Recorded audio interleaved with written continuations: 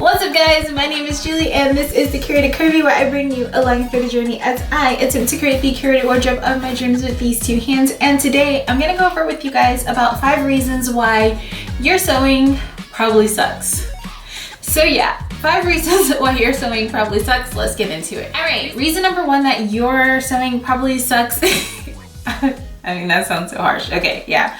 Reason number 1 why your sewing probably sucks is you are not pressing your seams. Pressing your seams relaxes them and allows the garment to lay flat. It's basically what gives what we like to refer to as that quote unquote professional finish. It is therefore the key between your garments looking store-bought or handmade, you know, like the negative connotation handmade. I've also heard people say that it allows the thread to kind of settle into the fabric, making it more durable for wear and for use. Now, while I don't know whether or not that's true, I do know that when you press or steam your garments as you are sewing them, you are kind of molding the fabric into that final shape that you want it to be. For example, when we stitch a dart and we press a dart, once you move your pressing ham, which you should be using, away from your dart, you will see that it has kind of like a rounded shape. You steam it, you get that shape, you allow the steam to rest, and then you move it, and now your fabric has been molded in the way that you want it to mold. So one of the first reasons, as I mentioned, why your garments probably suck is because you are not ironing as you go. I once heard someone say, iron a seam, press a seam. That, therefore, is the rule that I tend to live by. Reason number 2 why your sewing probably sucks is you are not finishing the insides of your garments. Now, I know that this is a bit controversial, especially for a beginner seamstress, as we don't want to persuade people to buy expensive pieces of machine equipment when they are really not committed to the process. However, sergers are not the only way to finish your garment, and we will talk about that in literally a few seconds. But before we get into that, the importance of finishing your garment. When you finish the inside of your garment, it prevents fraying, it adds durability, and it also adds strength to the garment. As we wear our things, we're washing, we're wearing, we don't want the inside of those seams to begin to fray. Fraying is basically when all of the threads, the woven threads of the fabric, begin to come loose, and they can create rips that go well into the actual body of the garment, thus making it unwearable. And so in order to prevent that, you do want to go ahead and finish the inside of your garment. Now, if you don't have a serger and you don't want to buy a serger, that is completely fine. Personally, for myself, before I took the plunge in buying my serger, I used an overcasting foot to finish all of my garments. It does take up a little bit more thread, but I mean, sergers literally require 4 cones of thread. So I guess in the grand scheme of things, it's not that big of a deal. So yeah, I used an overcasting foot to finish the inside of my garment. You can also use a zigzag foot to a zigzag foot.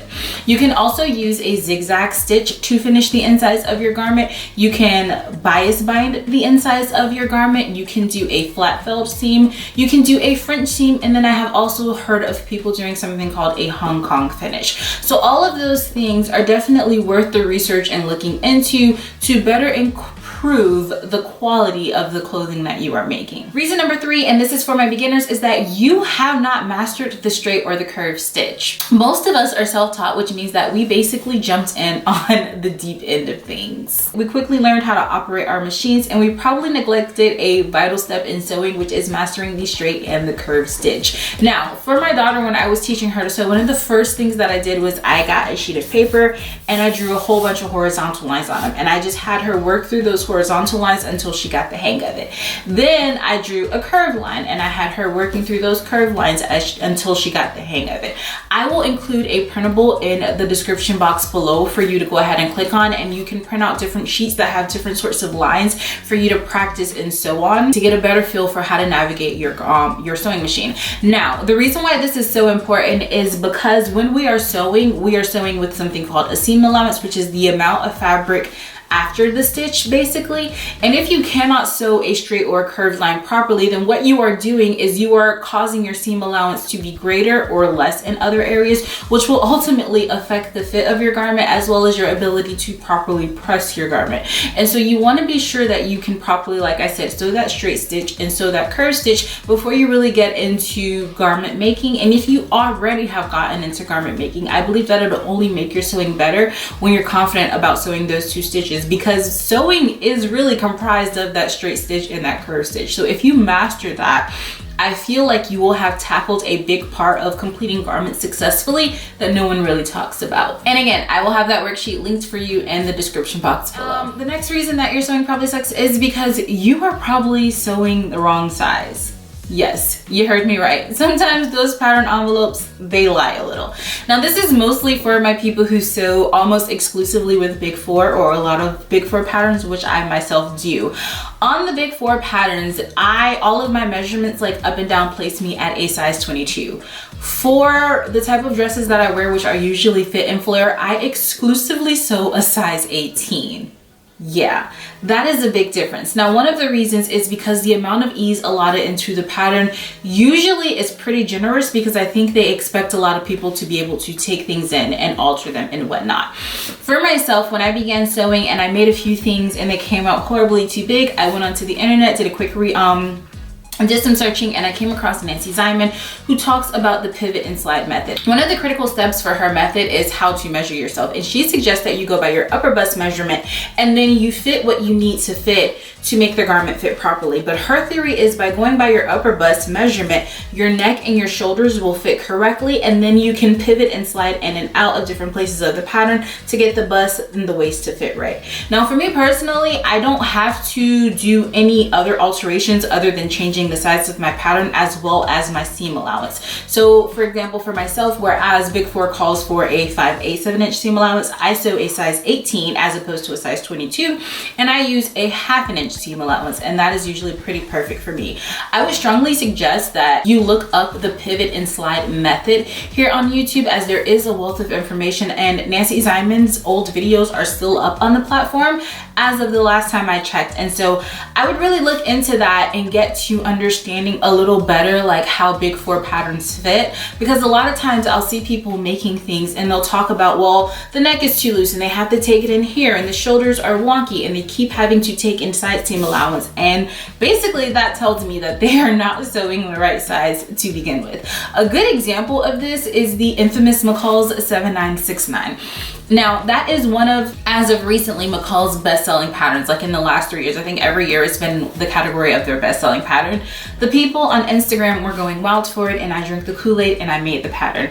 And my size, again, that would be a size extra large. First time I made it, way too big, way too much ease. Size down to a size large, I don't think I kept that dress. I made it and I was a little happier with it, but it still didn't work for me. Size down to a size medium, which again, remember, I am supposed to be a size extra large, and that dress fits me absolutely perfectly. Now I'm not saying that this will work for everyone, but what I am saying is that you should look up the pivot and slide method. You should figure out what your upper bust measurement is, and then I would say work from that and figure out whether you need to do an FBA or a sway back or whatever else types of adjustments you need in order to get a better fitting garment. But definitely you're probably sewing the wrong size. All right, number 5, you are your only resource. Now, as I said, most of us probably began sewing post-pandemic. We've gone to YouTube University. We are self-taught. We're just feeling it out as we're going. We're looking at videos. We're trying to kind of like gather enough information to have a clear understanding of what is supposed to happen. And to that, my friend, I would say that is probably not the best approach. I remember a while back, I heard a quote from someone, and I can't remember who gave the quote or what the quote was exactly, but it says something to the effect of, imagine if all of the greats of the world sat down with you and told you their secrets. Well, they have. It's in their books. To which I say, get a book. I am definitely a fan of having sewing resources. For example, I do like to self-draft a lot of my patterns, and so I have several books on self-drafting. Now, I am also what I would like to call a budget seamstress. I am a stay-at-home mom, which means that I don't have unlimited resources because my family is making a sacrifice so that I can be here and take care of our children. So my sewing budget is limited at best. My work around that for finding lots and lots of really good resource books is finding old out of print books on websites like thriftbooks.com or checking out books from my library. The beauty of sewing is that while the way we wear clothes and the types of clothes that we make may change, the techniques are pretty much the same. A dart today is the same thing as a dart in 1984. So it doesn't matter if the book is old or out of print or the styles aren't something that you're interested in. I guarantee you the information in the books is going to be usable. Now, I have a few examples of that here with me. So for example, this book is on flat pattern pattern method. Why can't I talk? This book is on the flat pattern method. It is definitely an old textbook, and let's see, the copyright date on this book is 1981. However, it goes over a lot of really critical information and drafting your own patterns and making alterations, drafting collars, different styles and different bodices, different darts placements. All of it is in this book, and all of it is still relevant. I picked this book up on Thrift Books for, I want to say, about $5. The Reader's Digest Complete Guide to Sewing is one of those like OG pattern resource books. Again, I picked this book up used. I think I found this on Amazon used, and I want to say I paid about $10 to $15 for it, but it definitely wasn't that much.